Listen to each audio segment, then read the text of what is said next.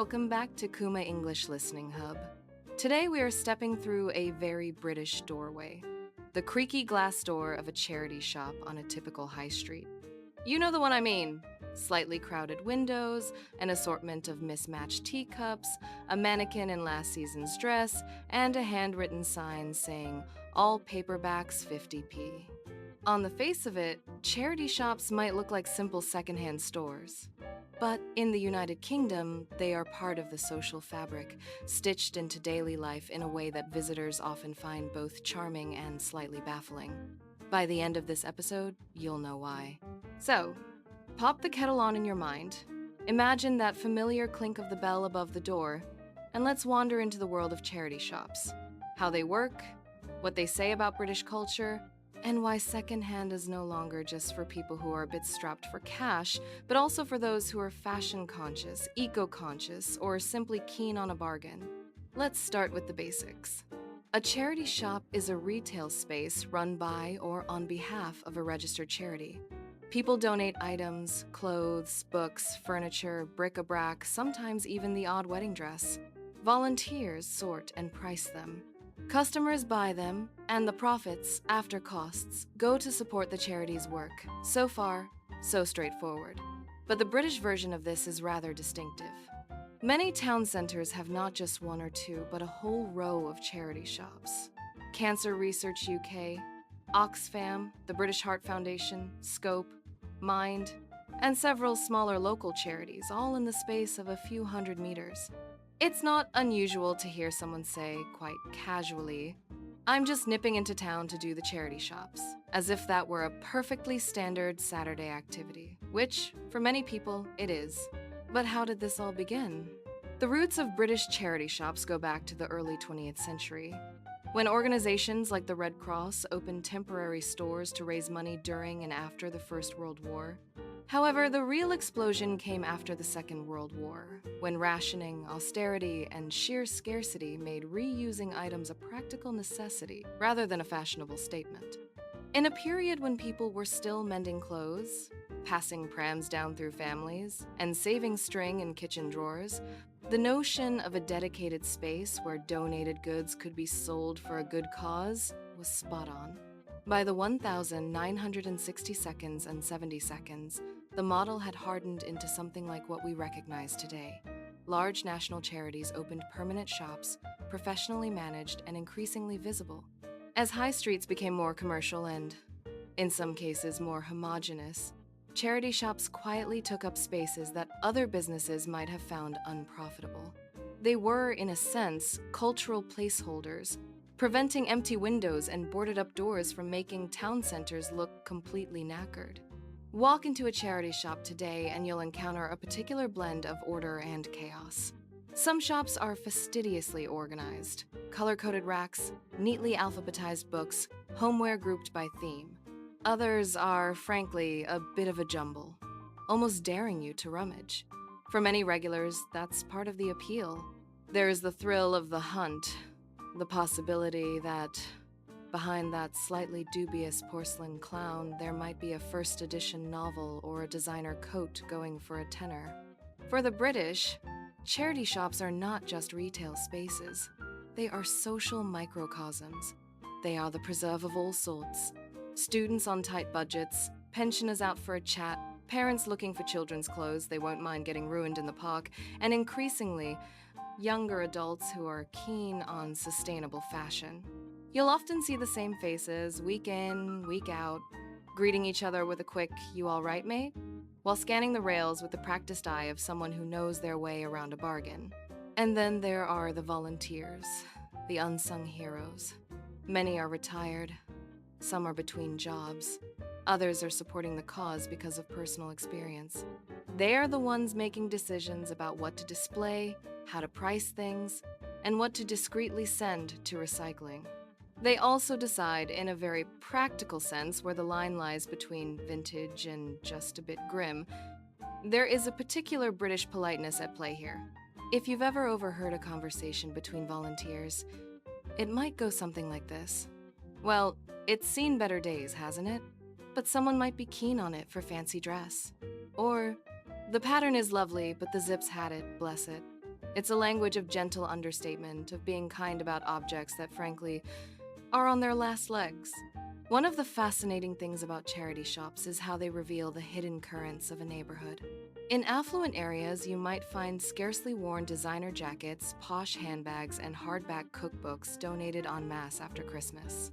In more mixed or less wealthy areas, you might see exceptionally practical items, school uniforms, workwear, pots and pans, that look as though they've done decades of service, but are still perfectly sound. This brings us to a more subtle point. Charity shops as archives of taste. The stock on the shelves is a sort of living museum of recent decades. You can trace the rise and fall of trends by the rails. Sparkly tops from a bygone party era, skinny jeans that suddenly became deeply unfashionable, DVDs that were once prized but are now almost unsellable. It's like looking at history not through official documents, but through what people were once delighted by and have now, quite literally, cast off. At this point, someone might say, fair enough, but isn't this all just about buying things cheaply? Isn't it simply bargain hunting dressed up as moral virtue? That's a reasonable question. In recent years, the perception of secondhand shopping has shifted sharply. Once, there was a whiff of stigma attached to it. Some people associated it with poverty or with being down on your luck. Now, however, the narrative has broadened. With growing awareness of fast fashion, environmental impact, and overconsumption, charity shops have become, paradoxically, rather trendy. Influencers on social media brag about thrifting amazing outfits. Journalists write columns about pre-loved fashion. What was once seen as second best is now, at least in some circles, considered the more ethical, even more stylish choice. Of course, it's not as simple as declaring charity shops inherently virtuous. There are tensions and criticisms too. For instance, as secondhand shopping has become more fashionable, some charity shops have started carefully curating their front windows with particularly desirable items, sometimes at prices that are, shall we say, ambitious. If you have ever looked at a very ordinary coat priced at almost new retail value and thought, you're having a laugh, you're not alone. There is also the issue of gentrification. In some regenerating neighborhoods, charity shops are seen as one of the early signs of change. Less expensive than big brand clothing stores, but more respectable than a row of shuttered units. They can make an area feel up and coming, even if long-term residents are being priced out of housing around the corner. Some campaigners argue that when we romanticize charity shops, we can inadvertently gloss over the inequalities that make them necessary in the first place. Nevertheless, for many people working there, the shops are unapologetically practical. They raise money for hospices, medical research, homelessness projects, animal shelters, children's charities, and a whole host of causes that would otherwise be strapped for cash. The volunteers know, in very concrete terms, how many hospital beds or counseling sessions their shop's takings might fund. It's not just about shifting donated goods, it's about transforming clutter into care. Let's zoom in on a single afternoon in a typical British charity shop to see the culture at work. It's a drizzly Wednesday. Inside, the shop is warm, and there's that faint smell of old books and washing powder. The radio is on low, playing a mix of classics from the 80 seconds and 90 seconds. A volunteer, Mary, is behind the till, meticulously removing old labels from a stack of donated games. The first customer is an elderly gentleman who comes in every week. He makes a beeline for the bookshelves, scanning for historical biographies. He chats briefly with Mary about the weather, declares that the rain is absolutely relentless today, and pays for 2 hardbacks. They cost him less than a coffee would around the corner. Next, a mother arrives with her toddler in a pushchair, looking slightly frazzled. She's hunting for children's clothes in the next size up. She finds a bundle of nearly new trousers and a bright red jumper. Mary offers to keep an eye on the pushchair while the mother nips to the changing area to make sure the jumper will fit. No fuss, no drama, just a quiet, neighborly gesture. Then, a group of teenagers blow in, full of energy, talking 19 to the dozen. They head straight to the rails of shirts and dresses, laughing when they find something outrageously glittery. One of them discovers a vintage denim jacket that looks like it belonged to someone's cool uncle in 1987. It fits perfectly.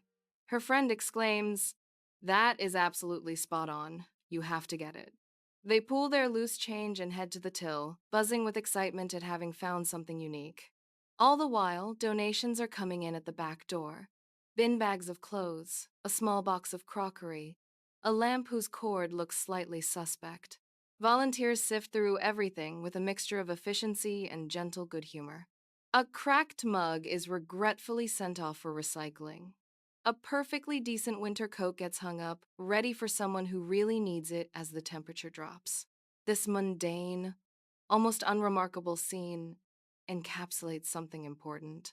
Charity shops operate at the intersection of economy, community, and ethics. They are literal points of contact between people who have surplus and people who have need, but also between those who want to consume differently and those who are simply trying to get by. They also invite us to think about value in less straightforward ways. When you buy a book in a charity shop, you are not just acquiring paper and ink. You are, in a sense, paying for the narrative twice. Once when the original owner bought it, and again when you decide its story is still worth reading. When you donate a dress that no longer fits your life, you are not just clearing space in your wardrobe. You're allowing it to slip into another person's story, perhaps altered, perhaps shortened, but still very much alive. At a deeper cultural level, the British affection for charity shops hints at an ambivalent relationship with consumption. On the one hand, the country has thoroughly embraced mass consumer culture, from Black Friday deals to next-day delivery. On the other hand, there remains a stubborn streak of thriftiness, a sense that throwing things away when they are perfectly good is both morally suspect and, frankly, a bit daft. This is where the phrase "make do and mend" echoes in the background, a wartime slogan that has never entirely gone away. When you walk into a charity shop and see a rail of carefully ironed shirts that someone has bothered to wash, fold, and donate, you glimpse a resistance, however modest, to the idea that everything is disposable. Of course, charity shops are not a panacea. They cannot by themselves solve structural poverty, environmental crisis, or the deep inequalities of global supply chains. Some critics argue that relying on them can allow governments and corporations to abdicate responsibility, leaving ordinary citizens to patch up the consequences with their donations and goodwill. And yet, when you stand at that crowded bookshelf, weighing up whether to take home a slightly yellowed Penguin Classic for 99p, you are participating in a different kind of economy. It is slower, more circular, more contingent on human relationships. If you strike up a conversation with the volunteer about the author, or share a recommendation with another customer, you are adding yet another layer to this social exchange. In a world where so much shopping is conducted online, with algorithms suggesting what you might also like, charity shops offer a stubbornly analog experience. Nothing is curated for your personal data profile. You might find nothing, or you might find something that makes you say, "Blimey, I never expected that." In linguistic terms, they are a bit like browsing a secondhand bookshop for vocabulary. Unpredictable, eclectic, sometimes baffling, but frequently rewarding. As we draw this exploration to a close, consider how charity shops fit into the broader conversation about sustainability and community. They are imperfect, sometimes chaotic, occasionally controversial, but they are also vibrant, human, and oddly revealing. Next time you walk past one on a British high street, you might glance in the window and see not just clutter, but stories of the people who donated, the people who sort and sell, and the people who buy and give objects another go. If you ever visit the UK, pop into a charity shop, have a proper nosy around, and listen to the accents, to the turns of phrase, to the small talk at the till. You'll hear English that textbooks rarely catch. Offhand remarks, gentle sarcasm, affectionate understatement. And you might leave not only with a book or a scarf, but with a slightly sharper ear for how language lives in the everyday. And if you come out a bit knackered from all the rummaging, fair enough. Grab a cuppa, put your feet up, and you'll be sorted. Thanks for listening to Kuma English Listening Hub. Cheers, and see you next time.